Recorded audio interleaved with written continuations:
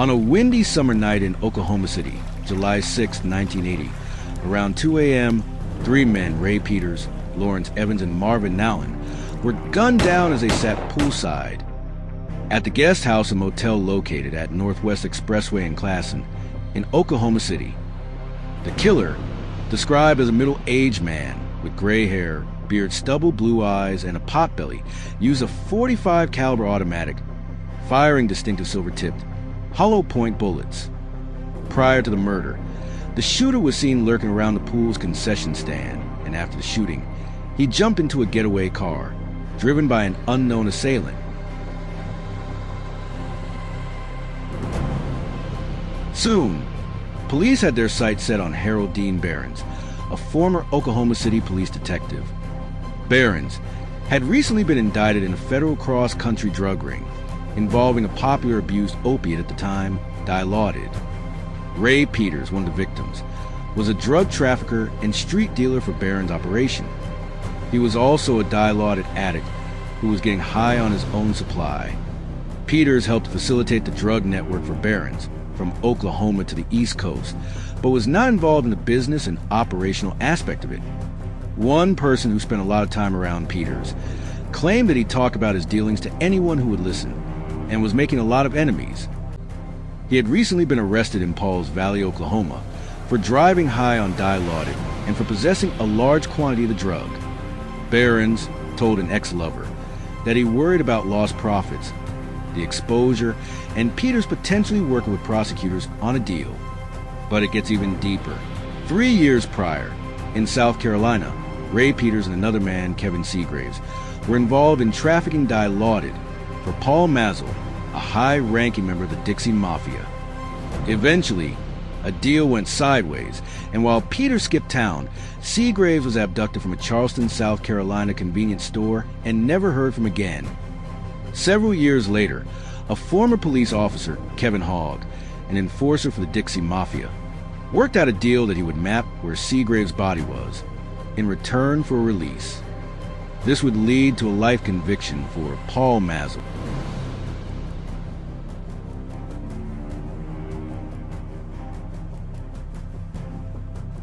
Ray Peters was known for taking dangerous chances and leaving people he dealt with in chaos. Just minutes before the guest house murders, Behrens was seen poolside with Peters. As Behrens left, he placed a hand on Peters' shoulder, saying he'd see him tomorrow. To Behrens' former lover, Jack Zumwalt, who was present, this gesture was highly unusual.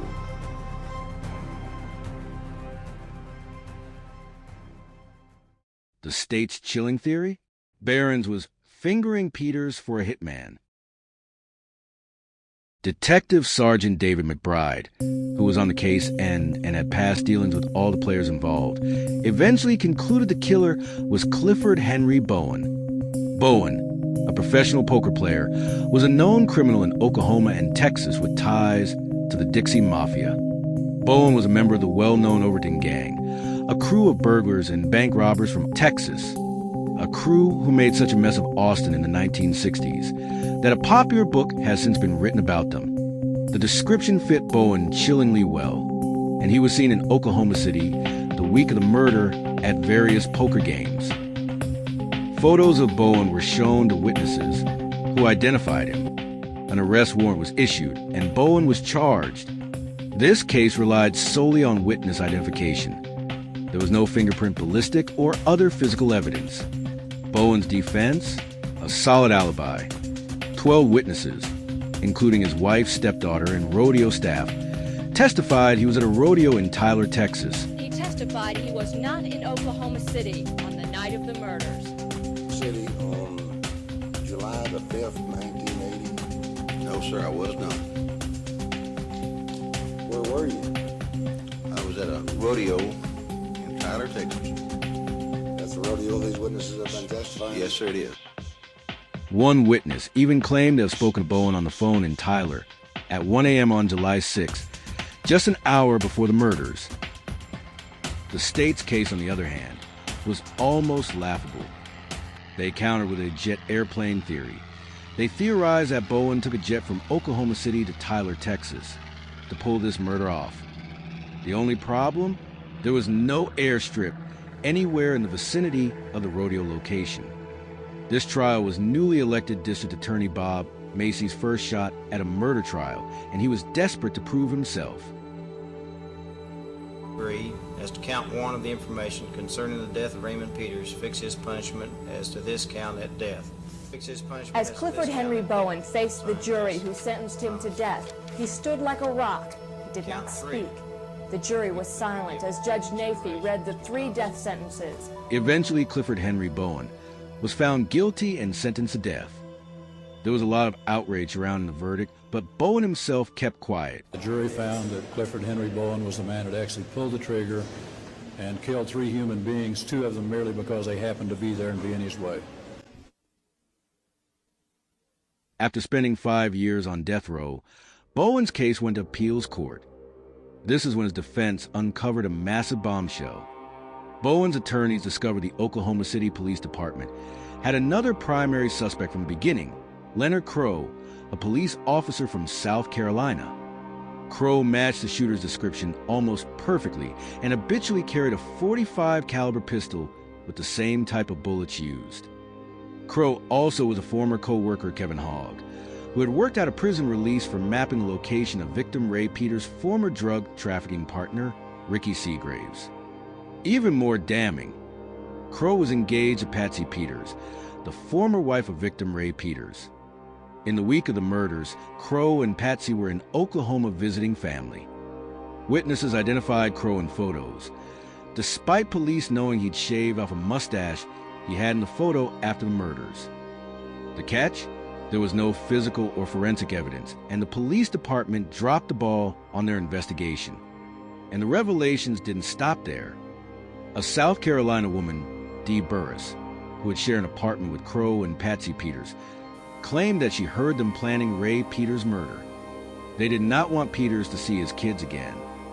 Then another bombshell, the Black Book, emerged. This police binder, containing all investigative reports in the case, had been turned over to the district attorney in August 1980, but was not provided to the defense until years later. It contained explosive information. Crowe was under investigation as a suspected hitman, known for a high temper and capable of killing for money.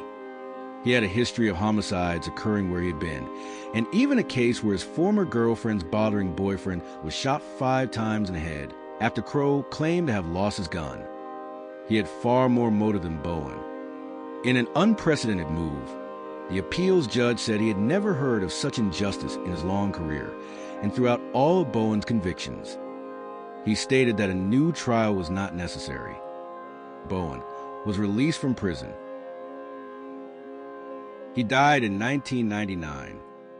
The Guest House murders case, riddled with questionable identifications, far-fetched theories, and withheld evidence pointing to another highly plausible suspect who was never charged. The case was never reopened. It was said by a person close to Ray Peters at that time. The interesting thing about the Oklahoma City underground society back then is it was small. So you might sit down at a table with 2 drug-dealing hookers, a second-story guy, a professional gambler, 2 queens, a cop, and a senator from somewhere in southern Oklahoma. And one of the hookers would be sitting on the cop's lap. This leads to the question: is there a cover-up? Were there larger names involved? The consensus thought seems to be, was justice truly served for Ray Peters, Lawrence Evans, and Marvin Allen? Thanks for watching. Make sure to like our page. Do you have a good Oklahoma crime tale that's got a good story attached? Leave us a comment and let us know.